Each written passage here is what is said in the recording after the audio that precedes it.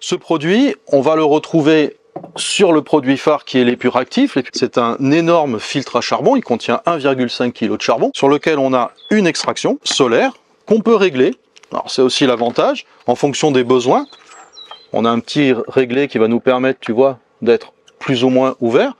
Pourquoi? Parce que chacun a des besoins différents. La fosse béton va vouloir être plus aérée, la fosse plastique peut-être moins aérée. Plus on aère, évidemment, la durée de vie du charbon diminue. Charbon très simple à changer, on a un panier, on met du charbon, c'est fini, on jette. Le produit est livré avec 3,5 kg de charbon, donc 2 sacs d'1,5 kg, ce qui suffit largement. Vous pouvez le garder, ça dure en moyenne 1 an.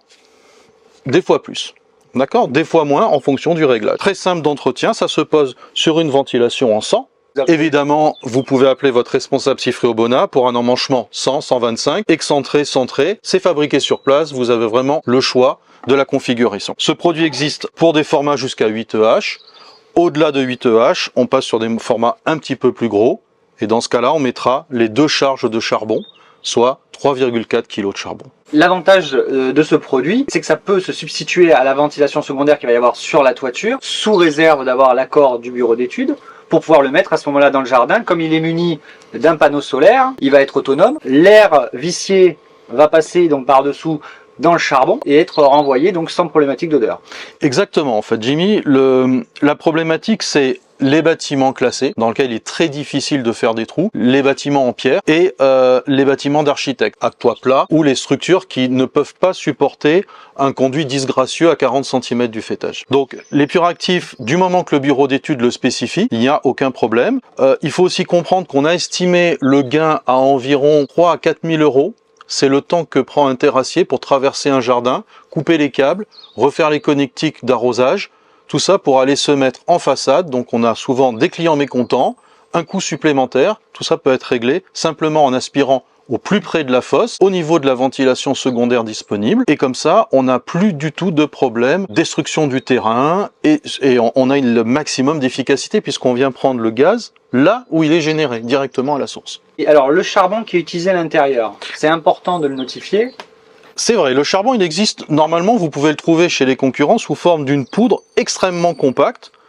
Les tests qui ont été menés ici montrent une très faible perméabilité au passage d'air. Donc on a préféré utiliser chez nous des granulés.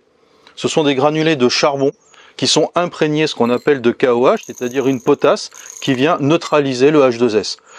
C'est du granulé, l'air passe parfaitement autour et vous serez bluffé de constater que même avec 1,5 kg de charbon, vous faites un test de fumée au minimum, vous voyez l'air sortir de façon libre.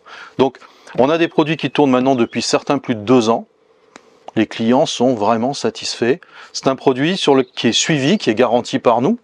Tous nos produits sont garantis un minimum de 2 ans. Les petits filtres à vie. Donc c'est un bon produit qui est suivi, qui est contrôlé. Il peut exister sous une forme statique. Alors pourquoi statique? Pour les microstations à air pulsé, type Graph, Easy One. Dans ce cas-là, l'air arrive par le dessous. Il n'y a pas besoin d'une extraction dynamique puisque l'air arrive par dessous. On a le même système. On peut mettre un extracteur éolien si on le souhaite, on peut mettre un simple petit chapeau.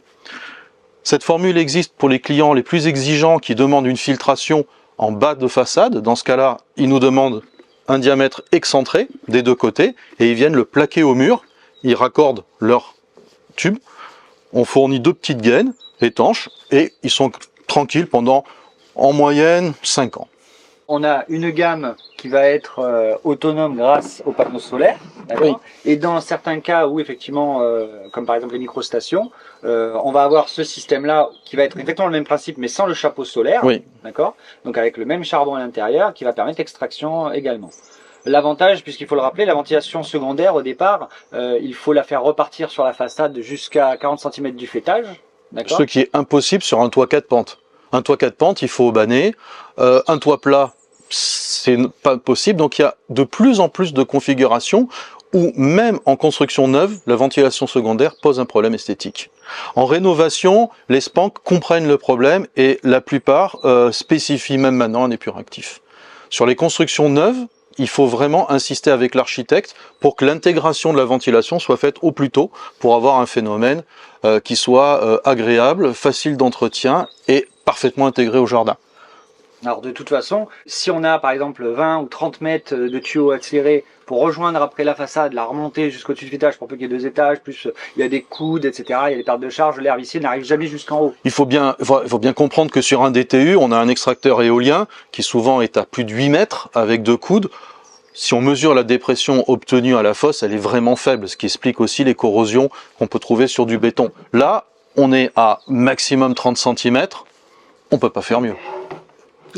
Ce produit va exister pour des formats, ça c'est le format dit 5 jusqu'à 8, 8, 10 EH. On a aussi des formules beaucoup plus grosses, 300, 400, 600 EH. Là on parle de 70 kg de charbon, ce sont ce qu'on appelle des tours de fixation. Elles font jusqu'à 1,80 m de haut. Elles sont rechargeables avec des sacs entiers. Et là on a des pompes qui mettent, vraiment ce sont des systèmes beaucoup plus complexes, mais qui répondent encore une fois à des besoins, et c'est surtout des besoins d'économie d'usage. On ne veut pas rendre le client captif, on veut que ça soit peu cher à entretenir.